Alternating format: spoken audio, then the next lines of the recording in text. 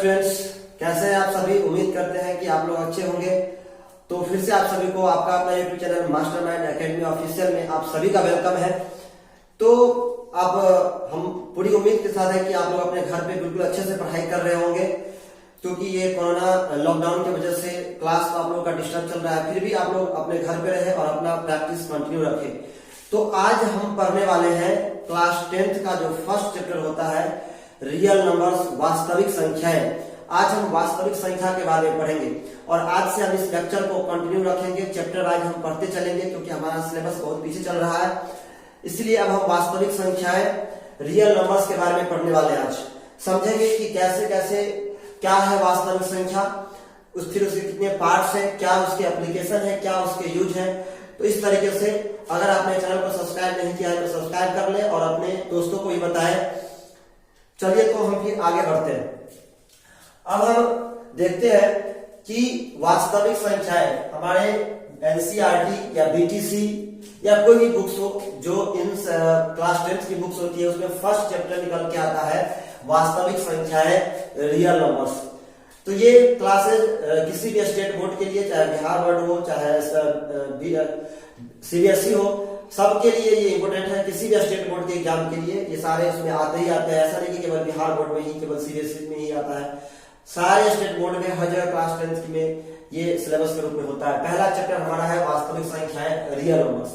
सबसे पहले इस चैप्टर में हमें पढ़ना है अंकगणित की आधारभूत प्रमेय, यानी फंडामेंटल थ्योरम ऑफ अरिथमेटिक। मैं बता दूं कि मैं ज्यादा फोकस हिंदी पे रहेगा, लेकिन हम सारे को इंग्लिश में भी समझाने का प्रयास करेंगे ताकि इंग्लिश मीडियम के स्टूडेंट को भी इससे पढ़ने से फायदा मिले और समझ में आए। दोनों मीडियम को हम साथ साथ लेके चलेंगे, बोलेंगे हिंदी में लिखा हुआ है लेकिन इंग्लिश में भी समझाने का प्रयास करेंगे। तो वास्तविक संख्या है, real numbers, fundamental theorem of arithmetic, यानी अंक गणित की आधारभूत प्रमेय। सबसे पहले मुझे इसके बारे में पढ़ना है। जैसे ही अपना बुक पढ़ना स्टार्ट करेंगे तो ये कॉन्सेप्ट निकल के आता है फंडामेंटल थ्योरम ऑफ अरिथमेटिक, यानी अंक गणित की आधारभूत प्रमेय। ये क्या होता है? ये इसका कहता है, ये स्टेटमेंट कहता है, ये प्रमेय, कि प्रत्येक भाज्य संख्या को हम कंपोजिट नंबर भी कहते हैं। भाज्य संख्या को हम कंपोजिट नंबर भी कहते हैं। क्या कहते हैं? कंपोजिट नंबर भी इसे कहा जाता है। याद रखेंगे, इसे कंपोजिट नंबर भी कहा जाता है। तो प्रत्येक भाज्य संख्या को, यानी एवरी कंपोजिट नंबर को एक अद्वितीय रूप से अभाज्य संख्याओं के गुणनफल के रूप में व्यक्त किया जा सकता है। दो बातें यहां पर इंपॉर्टेंट है। एक अद्वितीय मतलब होता है यूनिक का मतलब कि ऐसा जिसके उसके तरह इस दुनिया में कोई नहीं हो, तो उसके रूप में, यानी हम उसको एक ही तरह से व्यक्त कर सकते हैं और कोई दूसरे तरीका से व्यक्त नहीं कर सकते हैं। तो यही कहता है अंकगणित के आधारभूत प्रमेय कि प्रत्येक भाज्य संख्या, यानी दुनिया की जितनी भाज्य संख्या है, भाज्य संख्या तो आप जानते हैं जिसके कम से कम 3 फैक्टर होते हैं, यानी कम से कम उसमें 3 संख्या से भाग लगना चाहिए। जैसे कि सबसे छोटा अगर कंपोजिट नंबर की बात करूं तो वो है 4। जैसे कि 1 से करता है, 2 से करता है और 4 खुद अपने आप से करता है। बाकी 2 प्राइम नंबर है, 3 प्राइम नंबर है, यानी अभाज्य संख्या है। तो प्रत्येक भाज्य संख्या को, यानी एवरी कंपोजिट नंबर को, जैसे 12 हो, जैसे 4 है, जैसे 6 है, इन सभी को हम अद्वितीय रूप से अभाज्य संख्याओं में, अभाज्य संख्या मतलब होता है प्राइम नंबर, इसे हम कहते हैं प्राइम नंबर। ठीक है। तो अभाज्य संख्याओं के गुणनफल मतलब गुणनफल के रूप, यानी गुना के फॉर्म में रूप में व्यक्त किया जा सकता है। ये चीज हम पहले से भी पढ़ते आ रहे हैं। ये क्लास 10th का ही कॉन्सेप्ट नहीं, ये क्लास 10th का कॉन्सेप्ट नहीं है, बल्कि ये हम 8th 9th से भी पढ़ते आ रहे हैं कि जैसे आप चाहे तो ये 12 क्या है? एक कंपोजिट नंबर है। 12 एक भाज्य संख्या है। इसे हम अद्वितीय अभाज्य संख्या के रूप में व्यक्त कर सकते हैं। देखिए कैसे, इससे हमें जैसे 12 है, 12 काउंट करेंगे तो 2 से, फिर 2 से, फिर 3 से। अब देखिए ये व्यक्त हो गया 2 into 2 into 3। इसमें जो भी संख्या है सारे के सारे क्या है? अभाज्य संख्या है, प्राइम नंबर है।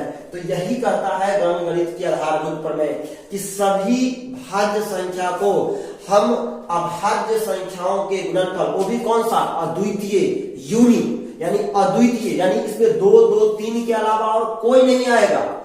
2 2 और 3 के अलावा, यानी इसके अलावा अब कुछ नहीं है, यह अद्वितीय है। अद्वितीय मतलब 2 2 3 ही इसके क्या होंगे, प्राइम फैक्टर होंगे। इसके प्राइम, इसको हम प्राइम फैक्टराइजेशन भी कहते हैं। तो यानी 2 2 3 के अलावा इसमें और कुछ नहीं आएगा, इसीलिए इसको अद्वितीय कहा गया है, यानी जिसके जैसा दुनिया में कोई नहीं हो। तो ये कहना है अंकगणित के आधारभूत प्रमेय का कि प्रत्येक भाज्य संख्या को हम एक अद्वितीय यानी यूनिक रूप से अभाज्य संख्याओं के गुणनफल, देखो गुणनफल के रूप में 2 × 2 × 3 12 के रूप में व्यक्त किया जा सकता है। अब इसको इस चैप्टर में शामिल करने का क्या मकसद था, तो इसका यूज है, क्या यूज है, उन यूज को हम समझते हैं। इसका यूज अंकगणित की जो आधारभूत प्रमेय है, इसका यूज हम करेंगे, कहां यूज करेंगे, तो आपको इसका यूज होगा यहां पर, समझते हैं। अब हम इनको हटा देते हैं, हम समझेंगे कि कैसे हम √3 को या √5 को किस तरीके से हम अपरिमेय सिद्ध कर सकते हैं। यानी इस दो सब को, जैसे ये सब संख्या क्या है, अपरिमेय संख्या है, हम पहले से भी जानते हैं कि √3 √5 ये सब अपरिमेय संख्या है, बट इसको हम प्रूव कैसे कर सकते हैं, कैसे सत्यापित कर सकते हैं कि √3 इज एन इरेशनल नंबर, कि √3 एक अपरिमेय संख्या है, √5 एक अपरिमेय संख्या है। इसे हम कैसे अपरिमेय सिद्ध कर सकते हैं, इरेशनल कैसे प्रूव कर सकते हैं, इसको यानी अपरिमेयता सिद्ध करने में हम फंडामेंटल थ्योरम ऑफ अरिथमेटिक यानी अंकगणित की आधारभूत प्रमेय का यूज करेंगे।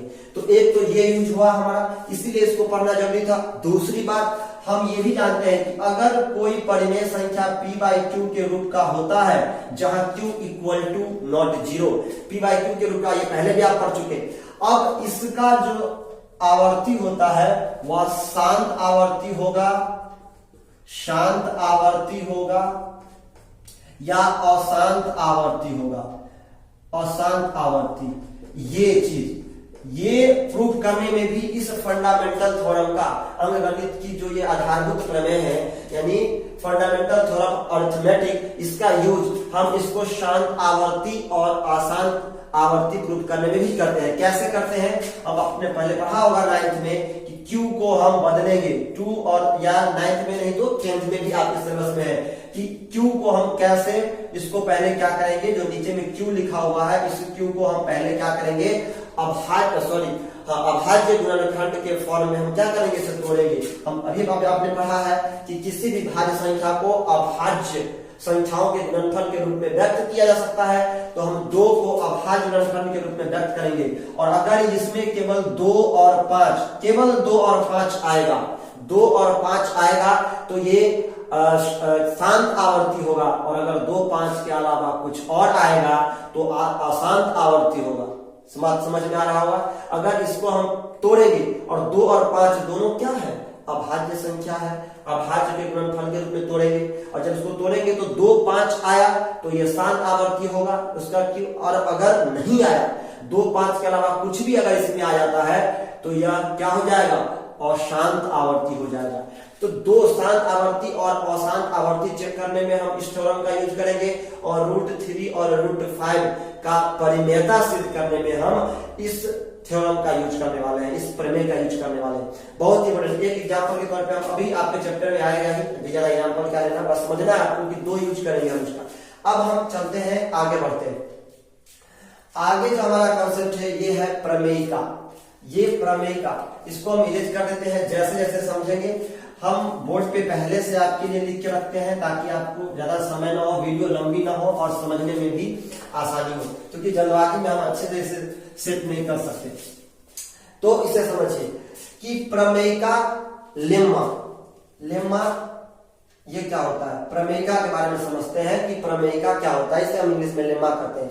कहता है प्रमेयिका एक सिद्ध किया हुआ कथन है, प्रमेयिका एक सिद्ध किया हुआ कथन होता है जिसका प्रयोग एक अन्य कथन को सिद्ध करने में किया जाता है।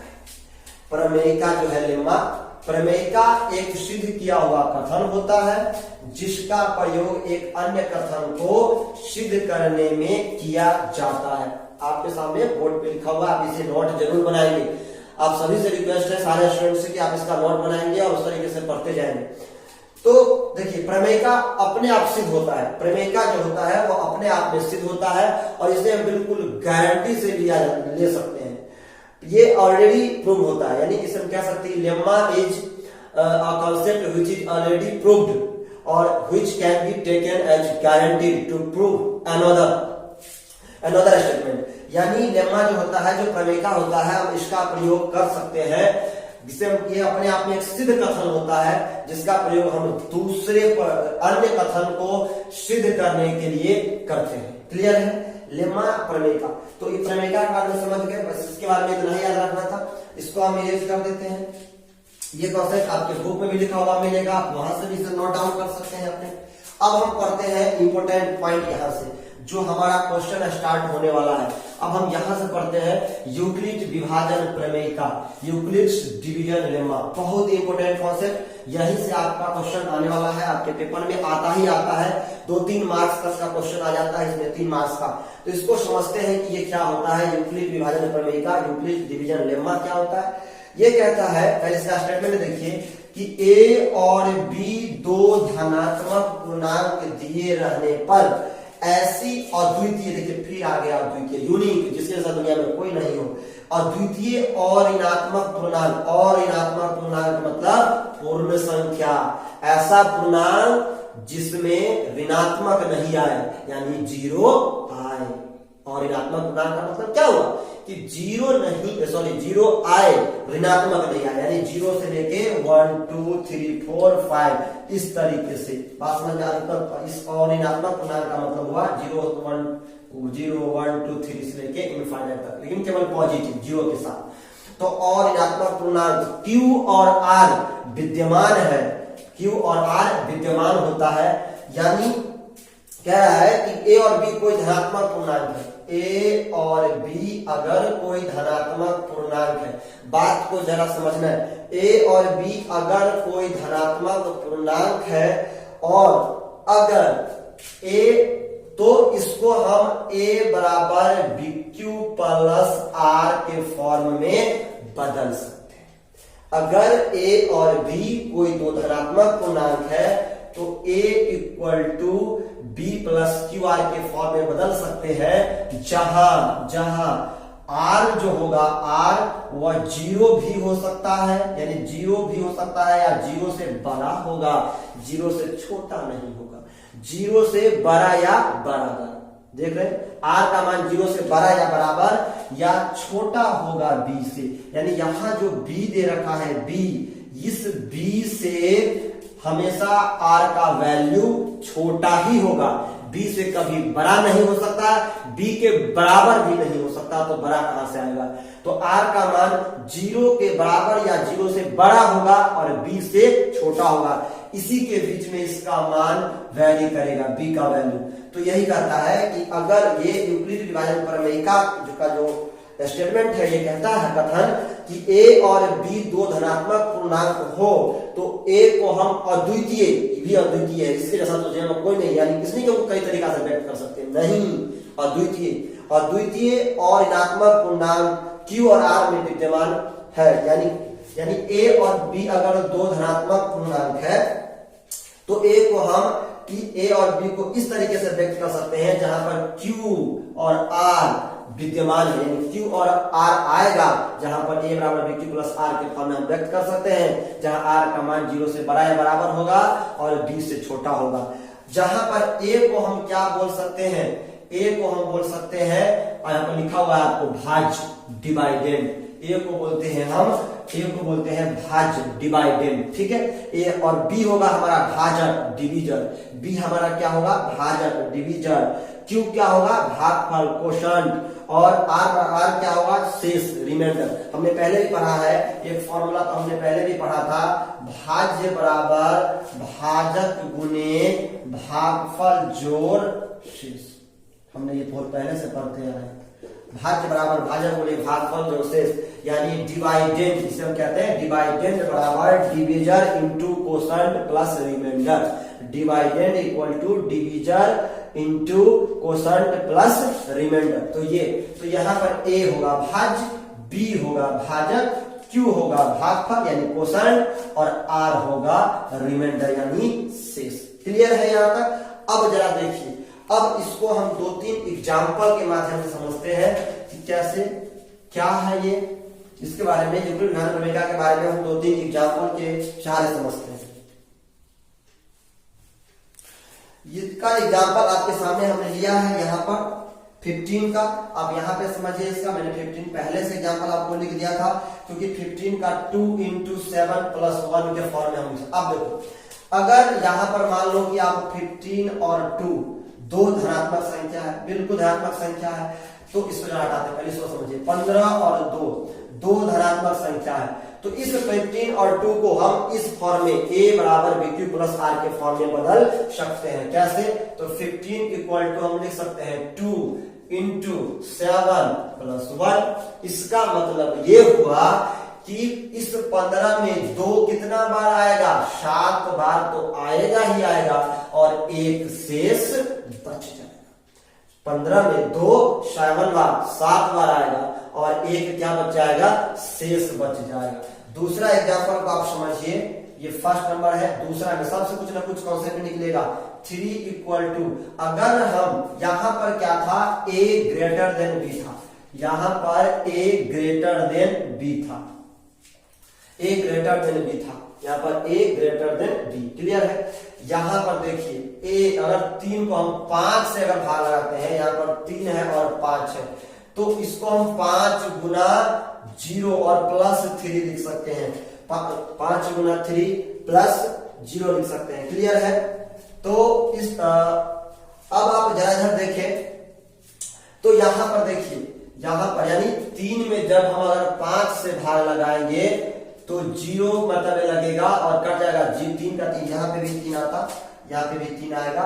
तो इस तरीके से यहाँ पर कितना शेष बचेगा? पूरा 3 का 3। ऐसे समझिए कि जब 5 से हम भाग देंगे 3 में तो भाग ही नहीं लगेगा, 0 मतलब लगेगा 0, तो 0 0 हो जाएगा, तो पूरा का पूरा 3 का 3 क्या बच जाएगा? शेष बच जाएगा। तो पूरा क्या बच जाएगा? शेष बच जाएगा, पूरा 3 का 3 शेष बच जाएगा। अब जरा देखते हैं, तो ये कब होता है? ये तब होता है जब a लेस देन b होगा, जब a क्या होगा? छोटा होगा b से।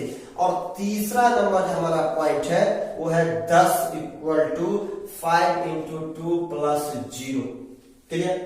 तो यहां पर देखिए, यहां पर जो है आप देख रहे हैं कि ये 10 है, 10 में 5 कितनी बार जाएगा? 2 बार जाएगा। 10 में 5 2 बार जाएगा और कितना शेष बचेगा? 0। ये कब होता है? जब a, ये भी इस केस में भी a क्या होगा? बड़ा होगा b से। तो आप जरा समझिए कि यहाँ पर जब ये इस 5 का यहाँ पर अगर दो संख्या रहेगा a और b, तो a अगर b का मल्टीपल रहेगा तो पूरा का पूरा कैंसिल हो जाएगा, तो शेष हमारा क्या बच जाएगा? 0। तो आप एक चीज यहाँ पे गौर कर सकते हैं कि Q और R, क्योंकि हमारा फॉर्म क्या है? a बराबर bq प्लस r। अब यहां से हम समझ सकते हैं कि a, यहां पर q का मान क्या आया? 7, यहाँ पर q का मान क्या आया? 0, यहाँ पर q का मान क्या आया? 2। क्लियर है? खैर q का मान देखिए, q का मान यहाँ पर क्या आया है? 0 आया है। r का मान यहाँ पर क्या आया है? 0 आया है। r का मान यहाँ पर क्या आया है? 1 आया है। इसका मतलब ये हुआ कि q या r शून्य भी हो सकते हैं।